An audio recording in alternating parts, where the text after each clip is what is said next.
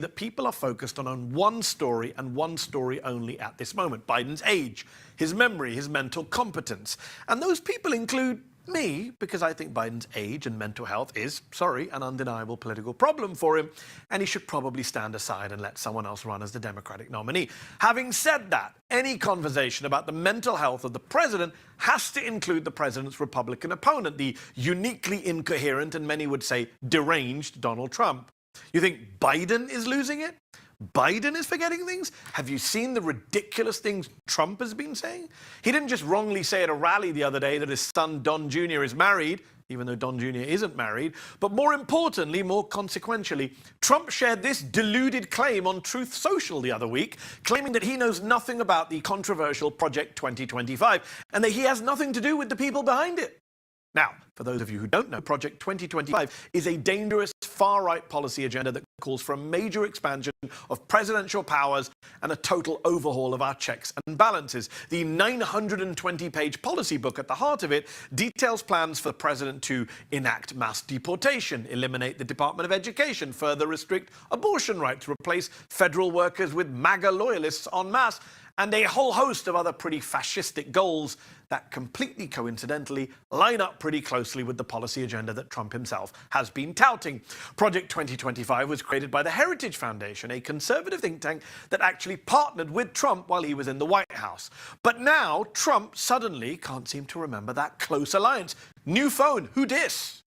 Luckily, though, no matter how jumbled his memory might get, the internet never forgets. Just take a look here at Trump in 2017 promoting his tax plan at, wait for it, the Heritage Foundation. And the dedicated scholars and staff at the Heritage Foundation, thank you very much. Thank you. Great job. Does that ring a bell, Donald? No? Well, don't worry. I know your memory isn't what it used to be. So let me be a little bit more specific today and remind you who those Project 2025 people are. Let's start off with Kevin Roberts, the president of the Heritage Foundation.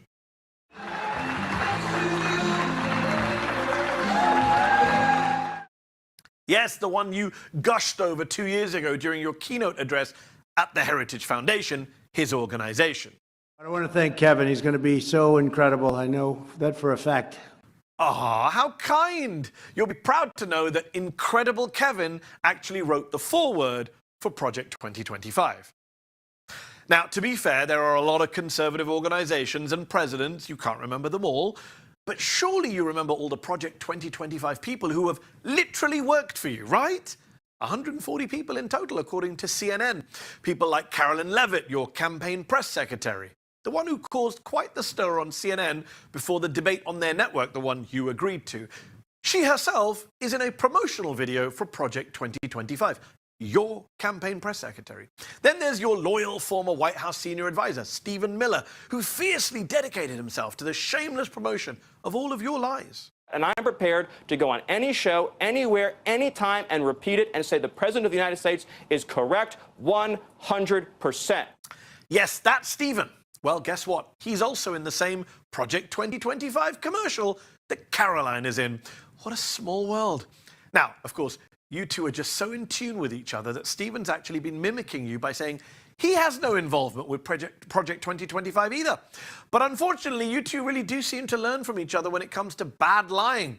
Because not only is Miller's organization, America First Legal, a part of the Project 2025 advisory board, but Stephen also has the Project 2025 Mandate for Leadership book right next to him in that commercial. Oh, and on the topic of bad liars, you remember Ben Carson, right? Your Housing and Urban Development Secretary? Because Chapter 15 of Project 2025 is authored by Carson himself. There's also Russ Vought, who wrote Chapter 2 of Project 2025. Not only is he currently in charge of the Republican Party's Platform Committee, aka writing your current 2024 GOP platform, but he was also your director of the Office of Management and Budget back in your White House days. I would like to now invite Acting Director of OMB, Russ Vought, to say a few words about the exciting news, and I want to thank Russ for doing an incredible job.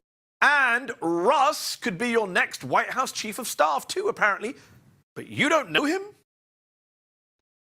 Now, who else, Donald? Who else? Well, you have Peter Navarro, your old deputy assistant in the White House, who went to prison for refusing to testify in front of the January 6th committee, but still managed to write Chapter 26 of Project 2025. Paul Dans, who was Chief of Staff at your Office of Personnel Management. He's the director for Project 2025, the whole damn thing. Gene Hamilton, a top aide in your Department of Justice, wrote Chapter 17. Mandy Gunasakara, your old Chief of Staff at the EPA, wrote Chapter 13. John McEntee, one of your closest aides in the White House, he was your body man, is a senior advisor to Project 2025. I could keep going. The list goes on and on. But I'm a little worried I might put you to sleep again, Donald. Look, jokes and snark aside, how does someone just suddenly forget many of their own current and former employees and advisors? Is it possible that Trump may need to take a cognitive test again? Like you'll go person, woman, man, camera, TV. Look, as much as Trump talking about his cognitive tests amuses me, all this Project 2025 denial is actually not an example of Trump's dangerous delusions and derangement, but rather his dangerous and desperate dishonesty. Because when it comes to Project 2025, which proposes authoritarian and reactionary and ridiculous things that are hugely unpopular with most ordinary Americans, it seems clear to me that Trump's not forgetting about his closeness to it. He's just plain lying.